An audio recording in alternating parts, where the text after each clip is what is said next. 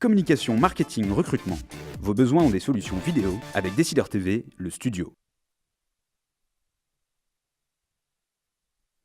Bonjour à tous et bienvenue dans ce Duplex Bourse du vendredi 29 novembre 2013.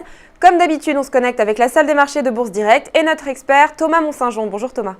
Bonjour Clémentine. Alors ce matin, la situation est très calme à la Bourse de Paris. On a cependant quelques indicateurs qui vont tomber en zone euro. Oui, séance très calme. On notera Standard & Poor's qui a dégradé la note des Pays-Bas. Donc le Pays-Bas perd de son triple A pour passer à A+, avec une perspective stable. Et en revanche, Standard & Poor's a relevé la perspective de la note de l'Espagne. Donc ça, c'est une très bonne chose, une très bonne confirmation. Ils n'ont pas changé la note, mais la perspective est remontée à stable. Ça va rassurer un petit peu les marchés. On n'a plus que 3 pays en zone euro qui conservent leur triple A. On a l'Allemagne, bien sûr, le Luxembourg et la Finlande. Tous les autres pays ont déjà perdu leur triple A. Au niveau des statistiques, les ventes au détail en Allemagne qui ont légèrement déçu, en baisse de 0,80% pour le mois d'octobre. Et en France, la consommation des ménages en produits manufacturiers qui déçoit également en baisse de 0,20% pour le mois d'octobre. Marché asiatique très calme ce matin. Nikkei qui a simplement perdu 0,40% en petite correction. Hong Kong et Shanghai proches de l'équilibre. Les marchés sont restés très calmes du fait de jours fériés aux États-Unis également. Alors du côté de l'analyse technique maintenant, les supports et résistances à surveiller aujourd'hui. Alors le cap, le fameux cap des 4305 n'est toujours pas franchi par le CAC en clôture.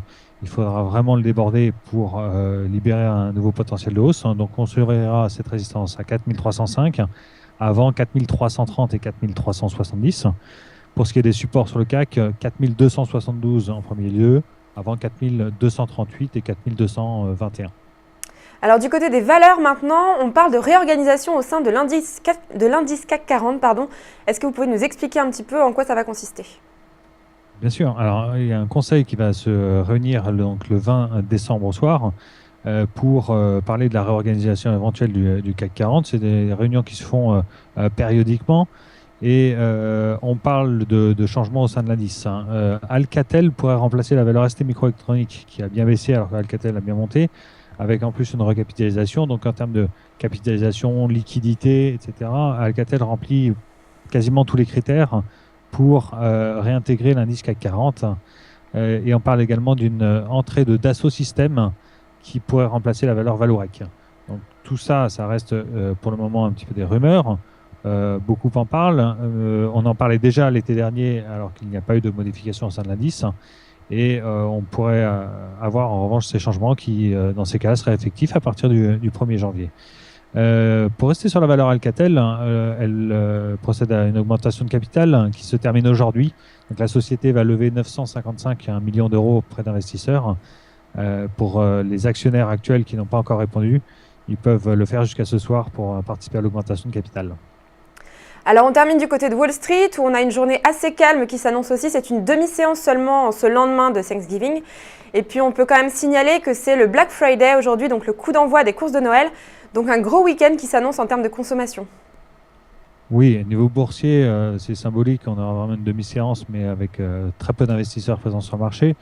Le lendemain de Thanksgiving, c'est le Black Friday, et les investisseurs traditionnellement, enfin les Américains traditionnellement vont faire leurs courses le vendredi qui suit Thanksgiving et pendant tout le week-end.